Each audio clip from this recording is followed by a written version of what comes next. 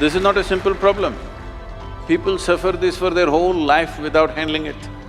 You are whatever age you are and you still don't know how to use your thought and emotion.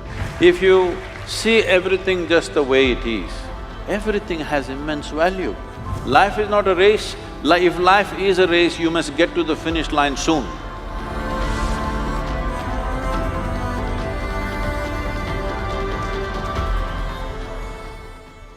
I often find myself in a situation where I'm not happy with myself.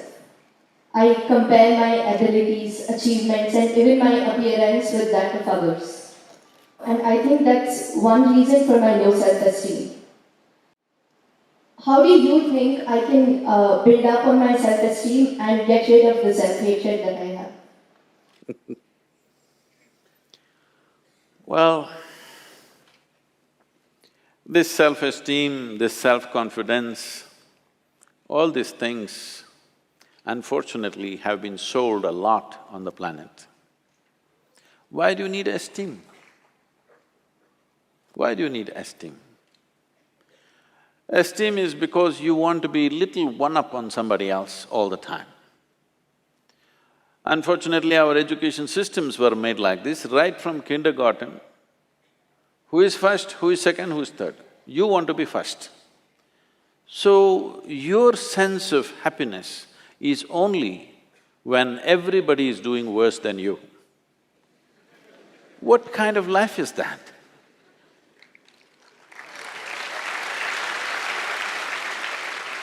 Why are we structuring our lives like this, that if everybody is doing badly, I will feel great? I think it's sickness. Hello? You think it's joy or sickness, please tell me. If all of you are doing badly, I feel great because I'm number one now. No, this should go. From an early age, unfortunately, this is being imposed upon a child's mind that you have to be on top of everybody else. This is like, I want you to just imagine if this happened to other creatures. Let's say it happened to the plants and trees and animals. If an ant wants to become like an elephant, that is going to be a terrible ant-elephant, isn't it? Suppose a mango tree wants to become like a coconut tree. It will be a horrible mango tree because with one branch like this, no mangoes will come out of this. A mango tree is like this, a coconut tree is like that. That's how it should be. This has happened because in so many ways, people have put these things into your mind, what is good, what is bad, what is high, what is low, what is up, what is down. Because of this, you have never paid attention to every aspect of life in the sense. Maybe humanities people and lawyers and what are you? Huh? Oh, the accounting people. You never paid attention to these things. I spend a lot of time paying attention to all kinds of creatures, ants and grasshoppers and worms and everything. If you observe, let's say an ant, or let's pick up something little more than an ant, like a grasshopper, it's easier to see him. If you look at him carefully, whoever created this grasshopper has paid as much attention to a grasshopper as they have paid to this one. Please pay attention and see. When the source of creation has given equal attention to ant and you, who the hell are you to think an ant is a lowly creature and you are some superhuman being?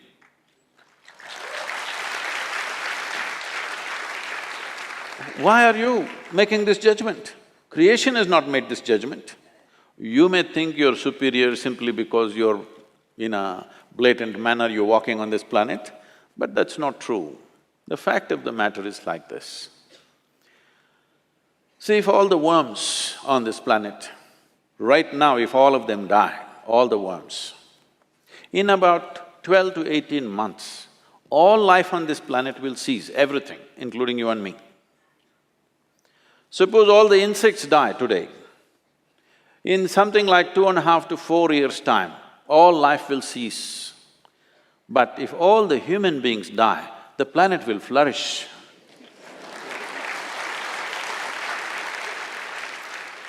Yes, we make good manure. If human beings go away, right through this building, trees will grow, isn't it? Yes or no? Everything will flourish. So, who the hell is telling you that you are the most significant life? This idea that the cosmos is human-centric is a stupid idea. In this cosmos, even this solar system is a tiny speck. Tomorrow morning, if the entire solar system evaporates, nobody will notice it. That's how small it is. In that tiny speck, planet Earth is a microspeck. In that microspeck, Bengaluru is a super microspeck. In that, you are a very big person with great self-esteem.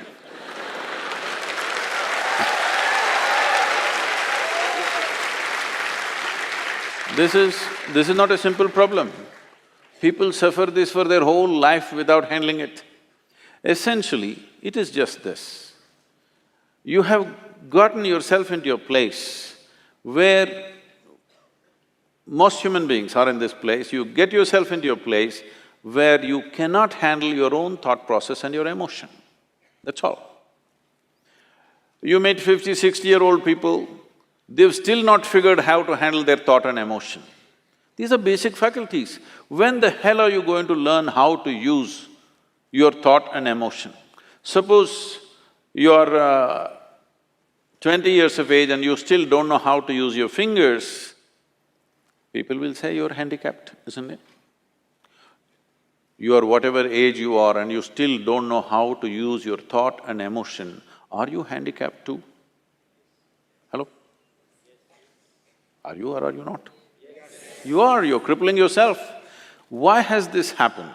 Is simply because you have made unnatural divisions in the existence, which don't exist anywhere else except in human mind. Yes? Nowhere else does it exist except in human mind. Because you're a little girl, can I call you a little girl? Yes, you can. I'm telling you the boys, she's not a little girl, for me, she's a little girl.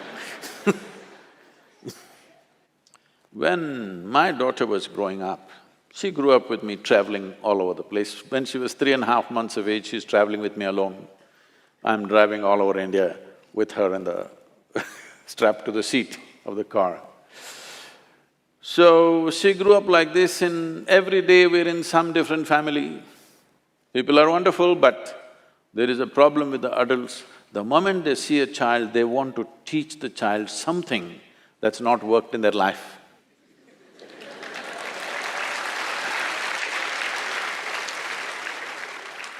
You should see, this urge is so compulsive. The moment they see a child, they have to teach. They have to teach. So I made one rule, see, you can play with her as much as you want, you can talk to her, but nobody is going to teach her anything. But Sadhguru, she won't learn anything, ABC at least 1, 2, 3. I said, no 1, 2, 3. Then they said, she won't know how to count even her fingers. I don't care. If she doesn't know how to count her fingers, as long as she knows how to use her fingers, I don't care. She thinks she has 1,000,000 fingers, what's my problem? But they want to teach 1, 2, 3, ABC, Mary had a little lamb. I said, I don't care whether Mary had a lamb or no lamb. You're not going to teach her anything. So nobody taught her anything. She's all ears, everybody treated… because if you have nothing to teach, you have to treat somebody like your equal. So she grew up. By the time she's 2.5, 3 years of age, she can speak in terms of remembering about 700 to 800 names, all adults. She thinks they're all her friends, because everybody spoke to her like she's an adult. And I would not have sent her to school, but my schedule went totally crazy and I had to put her in some school. So when she was 12, 13 years of age, one day she came back home and something that happened at school disturbed her. So she came and came to me and said, you're teaching everybody so many things, you're not telling me anything. I said, see, I don't do it unsolicited. Now that you've come, just sit down. This is all you have to know. Never look up to anybody. She looked at me like this, what about you, kind of thing. I said, especially me, because the moment you look up to me, you will miss it completely. If you look at me just the way I am, there is a lot of value to it. If you look up to me, what will you do? Probably take my picture and nail it to your wall, like you nailed so many people who are of value in this world. You just look at me for what I am, don't look up to me, and never look down on anybody. This is all. Never look up to anything, never look down on anything. If you see everything just the way it is, everything has immense value. Everybody has a place and value to their life, isn't it? Every creature has value. Because we did not realize that, how many things we have destroyed in this world? Simply because we think this is valuable, this is not valuable. There is nothing here that is not valuable, everything has its value. Maybe you are not able to see it. So don't set yourself up like this, you versus the rest of the world. It's a bad competition to get into. You want to be number one on this planet. It's a horrible place. Everybody below you and you up. Is it a good place to be? I think it's a sick place. This attitude of wanting to be ahead of somebody needs to go. Well, for fun in a game or something you compete, that's different. Life is not a competition, life is not a race. If life is a race, you must get to the finish line soon. If you think life is a race, you must be at the finish line today, I can tell you how. You want to go there? No. This is not a race. This is a tremendous privilege that we have come as human beings. This means our ability to experience life is of a much larger proportion than any other creature on this planet. That is the significance of who we are, yes? We can experience life in many more vivid ways than how an ant can experience, how a grasshopper can experience, how somebody else can experience. This is our privilege. Instead of experiencing life, we are trying to win the race. If you win the race, you should be in the crematorium today.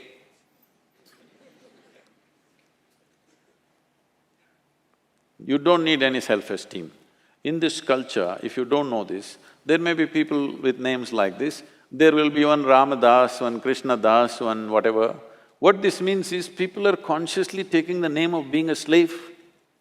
Because a joyful, willing slave is a tremendous human being. Only somebody who's been enslaved by somebody is a different matter. But willingly, I'm willing to do whatever is needed in this world, is a wonderful slave, isn't it? I'm one.